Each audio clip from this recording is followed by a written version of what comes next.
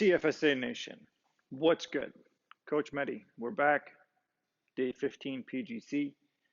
We have a 5-round triplet today for you to enjoy at home.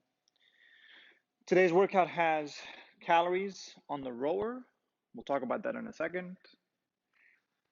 Double dumbbell deadlifts and double dumbbell overhead holds.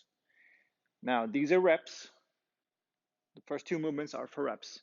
The third one is a 1-minute chunk of work. The whole workout is 5 rounds for time.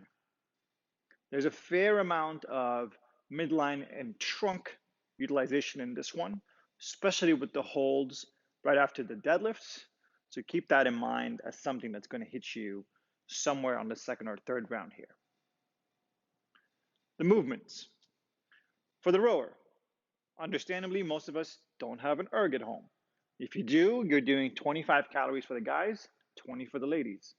If you don't, we have a number of substitutions, and we just put out on our Instagram account and on the Facebook group a little handy chart that tells you how to substitute one thing for another. A row for a run, for a bike, for high knees or double unders. Granted, that chart doesn't have rowing in calories, it has it in meters. So for this workout, a 25-20 calorie row can be substituted with a 300-meter run. It's not exactly as quick as a 200-meter, nor does it take as long as a 400-meter. It should be done somewhere in a minute 10, minute 30. So we're going to go for a 300-meter run. If you don't have access to a place to run, we're going to do high knees in place, and we're going to do 90 of those. Also don't want to do that. Our final option is going to be with the jump rope, and you can do double unders, 80 of them, or go with singles, 160. So you have a slew of options there, all to get your monostructural cardio conditioning in there on the first movement. And here's the thing, if it takes more than a minute and a half of whatever it is that you're doing, let's cut the reps down. Okay, 90 seconds, and we're moving on to the next thing. Second, double dumbbell deadlifts. So we're gonna need 2 pieces of equipment here, 2 dumbbells if you have them. And then from here, you're gonna perform a standard deadlift. The one head of each dumbbell will touch the ground. From side.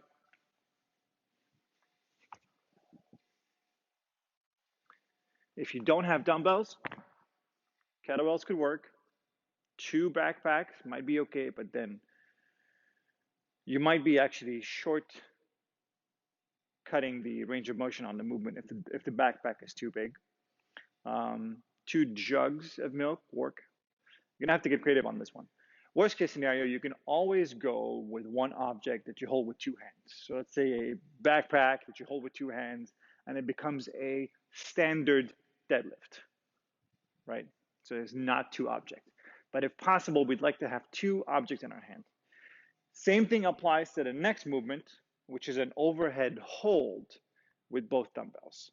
And this one may seem easy on paper, but it's actually kind of tricky. So we're going to get these dumbbells overhead any way we can, and then hold. Elbows locked out, dumbbells in control. It takes actually a lot of work to keep that weight overhead, and it takes a lot of trunk stabilization to do that. If we have some restrictions in the shoulders, this might be extra difficult, and we might want to use a lighter weight on the holds than we do on the deadlift. Okay, let's keep that in mind. So 5 rounds of this, your score is time. Have fun with it.